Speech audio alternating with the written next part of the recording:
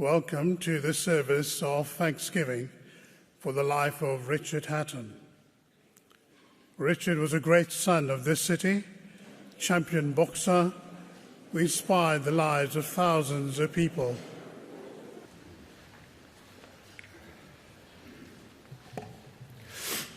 Thank you. Richard, Rick, Ricky. More like a Rocky story, which led to a roller coaster of fabulous nights, taking a down-to-earth lad from Hyde to Vegas and into the Boxing Hall of Fame. With those spine-tingling blue moon ring walks and rip-roaring action, Richard Hatton, MBE, was both a sporting icon and a working-class hero. Growing up in boxing with the spiky blonde teenager was a pleasure and an absolute riot. In and out of the house, the gym, the pubs, the clubs, how we rolled with him. He became a member of the Sky Sports family, and we really felt part of his. He never ever turned down an interview or a photo, and his wicked humour made him even more infectious to be around. Ricky Hatton. His love of KFC, not UFC. 15-week training camps, 12 rounds war, 12 to 15 pints of Guinness. Once upon a time, Richard was not good enough to play for his beloved Manchester City.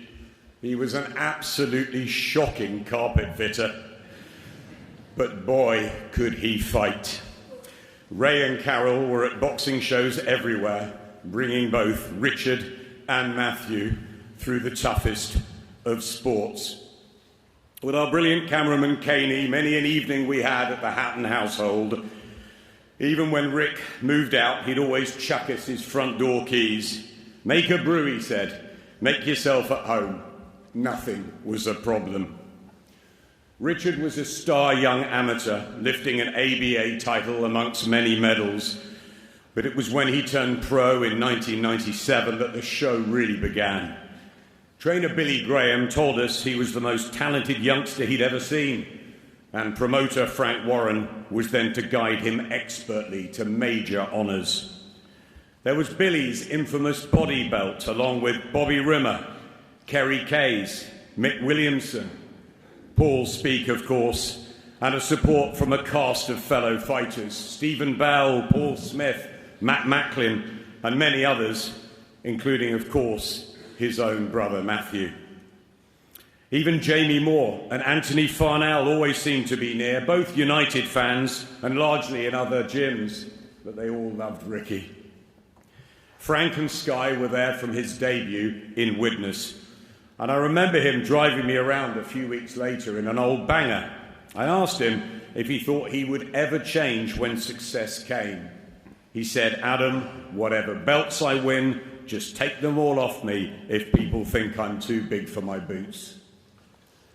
Ricky was at his happiest playing darts down the local with his mates like the Duck. It was his love of a pint and a fry-up which meant the nation fell head over heels. His popularity simply eclipsed everything, most notably when more than 30,000 descended on Vegas for that huge clash with Floyd Mayweather, before we even had social media. The Hitman's mix of technical ability, aggression, and lethal body shots lit up boxing. Yes, he could get badly cut, like in his British title win against Jonathan Thaxton, but this just added to the appeal, and he got out of trouble with those venomous attacks, which meant increasing crowds and huge events. Ricky turned the Manchester Arena behind us into his fortress, and he united this city. Which other Blue could have had Wayne Rooney carrying the belts? Liam and Noel did. Half of Corrie wanted to. Half of Manchester, you, me. We all craved being ringside, and for that night after. Ricky also inspired generations to come. I've seen them both here today. Anthony Crawler, Dalton Smith, and others watched as kids high in the stands on Hatton fight nights. And we all remember the early hours of June the 5th, 2005, when Ricky dethroned Kostya Tszyu, forcing the pound-for-pound king to retire after 11 pulsating rounds and lifting the world light welterweight title, etched in fighting folklore forever. Rick promised me he'd be at my wedding the week later, and with Tenerife parties planned, I had my doubts. But of course he was there, and I'm sure many of you will have similar personal moments and memories looking through all the unprecedented outpouring of love. An American venture against Luis Collazo gave Ricky world titles in 2 weights, and after that stunning KO of Jose Luis Castillo, the hitman was unbeaten in 43 when he met Mayweather in a fight for the ages. The build-up was insane. The fans drunk Vegas dry, but the defeat rained hard on Ricky. Rick felt he'd let you all down. And that breaks my heart, because he was an incredible fighter who won 45 times with 32 knockouts on some of the biggest stages. Ricky took the defeats to Mayweather and Manny Pacquiao hard, and he was open about his mental health struggles. It's brilliant to see the Ricky Hatton Foundation launched this week.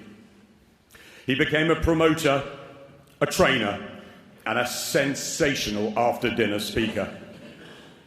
Rick was so generous in giving of his time to family, to friends, support to charity, and guiding young fighters, particularly his own son Campbell. And it is Campbell we think of. Jennifer's beloved daughters Millie and Fern, granddaughter Lila, all the family, Carol, Ray, Matthew, Jenna, Jack, I know, all of everyone's family. We stand by you all today, all of us, and going forwards. Ricky Hatton's memory and legacy will live on through each of us. A warrior and a legend. And no, my friend, you never changed. And that's rare. Ricky was always Ricky, relatable and liked by anyone and everyone, the people's champion. I will forever love him, his fights, his friendship, his fun, his adoration of life. We all will. What a ride it was. There is and only ever will be one Ricky Hatton.